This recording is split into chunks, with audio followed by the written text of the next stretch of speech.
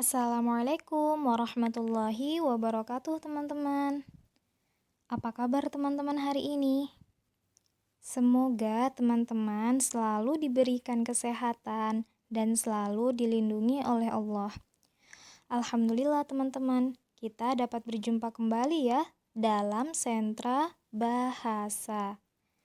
Nah, teman-teman, kali ini kita sudah memasuki tahun ajaran baru ya. Tahun ajaran 2021-2022. Nah, tema kita kali ini adalah ciptaan Allah dengan subtema manusia. Dan kita akan membahas tentang organ tubuh luar, khususnya panca indera. Sebelumnya materi ini mungkin teman-teman sudah pernah dapat ya. Nah, kita mencoba untuk mengulang kembali materi yang sudah teman-teman dapatkan ya. Apa sih organ tubuh luar itu? Organ tubuh luar adalah organ tubuh manusia yang bisa dilihat secara visual ya. Contohnya hidung, telinga, mulut, mata, tangan, kaki, dan lain-lain. Intinya, organ tubuh luar itu adalah organ yang bisa kita lihat secara langsung. Nah, teman-teman, di dalam tubuh manusia itu ada yang namanya sistem indera. Sistem indera pada manusia itu terdiri dari 5 indera atau yang biasa disebut dengan panca indera. Nah, apa saja sih 5 panca indera yang ada pada manusia? Nah, yang pertama ada mata. Mata adalah indera penglihatan, ya. Jadi, kita melihat itu dengan menggunakan mata. Secara umum, mata berfungsi untuk melihat. Nah, sedangkan fungsi yang lainnya adalah bisa menerima respon berupa pantulan cahaya yang membuat kita manusia dapat membedakan bentuk, warna, dan lain-lain. Nah, jadi mata kita ini menerima pantulan cahaya sehingga kita bisa membedakan bagaimana sih bentuk bulat, lalu bentuk persegi. Nah, terus kita juga bisa bedain bagaimana warna merah, warna biru, atau warna hijau. Nah, jadi itu ya teman-teman fungsi dari adanya mata. Yang kedua adalah telinga.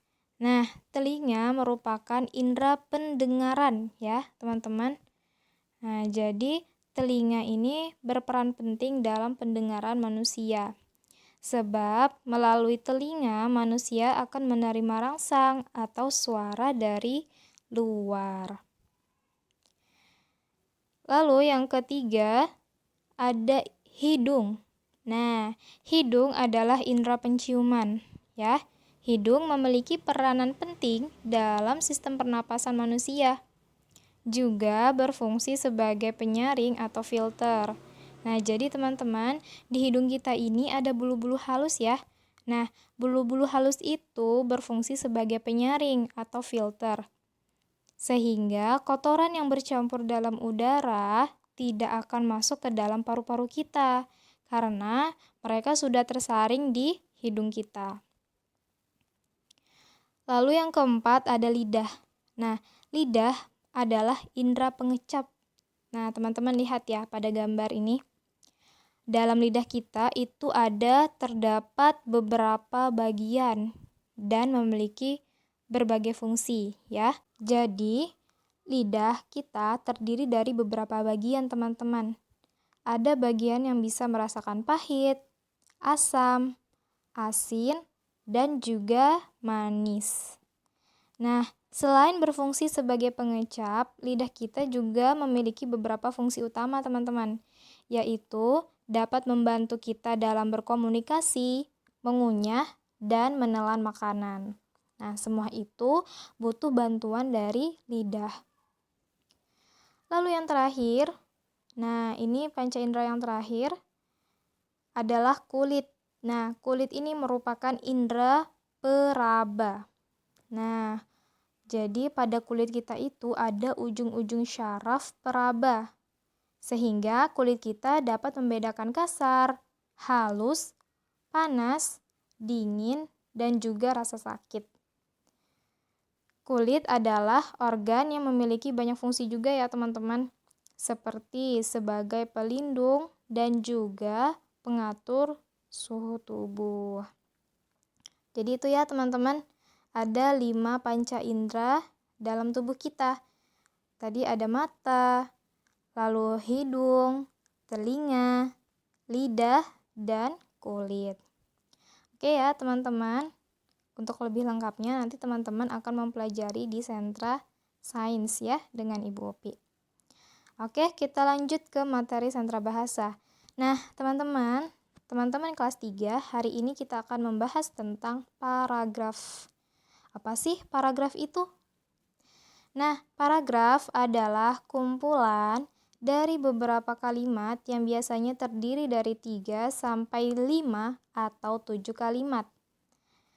Di dalam paragraf ada 2 bagian teman-teman. Ada kalimat utama dan kalimat penjelas. Nah, biasanya kalimat utama itu ada di awal ya, di awal paragraf. Nah, untuk kalimat-kalimat selanjutnya itu merupakan kalimat penjelas. Salah satu ciri-ciri dari paragraf adalah adanya tulisan yang menjorok ke dalam. Apa sih tulisan yang menjorok ke dalam itu? Nah, teman-teman lihat ya pada gambar, di situ ada lingkaran berwarna merah. Nah, itu yang busuk melingkarin adalah paragraf ya. Tulisannya masuk ke dalam. Nah, seperti yang teman-teman lihat ya, tulisan yang masuk ke dalam itu dia tidak sejajar dengan kalimat yang ada di bawahnya. Nah, ini yang merupakan salah satu ciri-ciri paragraf. Ya, teman-teman. Jadi teman-teman bisa pahami ya. Jadi paragraf itu terdiri dari beberapa kalimat ya, minimal 3 kalimat sampai dengan 7 kalimat. Nah, coba teman-teman lihat, satu kalimat itu kan ditandai dengan tanda 1 titik ya. Nah, ini ada beberapa kalimat, 1, 2, 3, 4, 5. Nah, dalam satu paragraf ini ada 5 kalimat.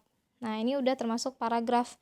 Lalu ada tulisan yang masuk ke dalam. Nih, teman-teman lihat ya. Kata di terminal. Nah, ini dia penulisannya tidak sejajar dengan kalimat yang ada di bawahnya. Dia masuk sedikit ya, menjorok ke dalam. Sedikit di antara kalimat yang di bawahnya. Nih, coba kita baca ya kalimatnya. Di terminal, bus-bus datang silih berganti.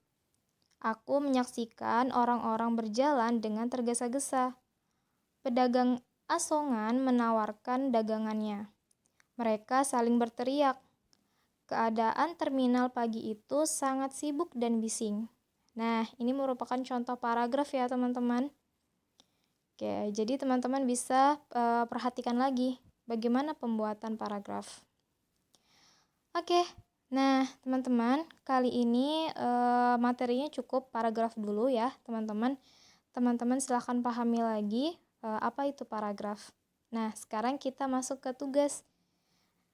Yang pertama, teman-teman bisa cari dan tulis sebuah artikel tentang panca indera di internet sebanyak minimal 1 paragraf. Ya, jadi teman-teman boleh cari di internet artikel tentang panca indera, bebas ya, mau di mana saja carinya, boleh di internet, boleh juga di buku.